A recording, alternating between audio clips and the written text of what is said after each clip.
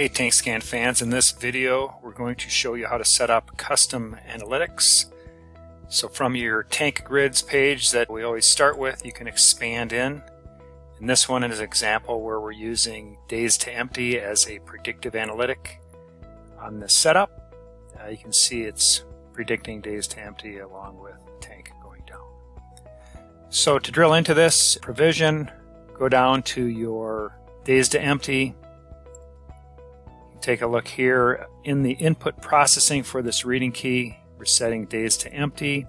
We're using the days to empty Python script. If you want to do other type of analytics, they're all available here. You just pick the one you want. And then hit the set parameters, and you can use the default parameters or put in parameters that are more appropriate to your install. So that's what it takes to set up days to empty as an example and deploy a custom script in TankScan. Thanks for watching.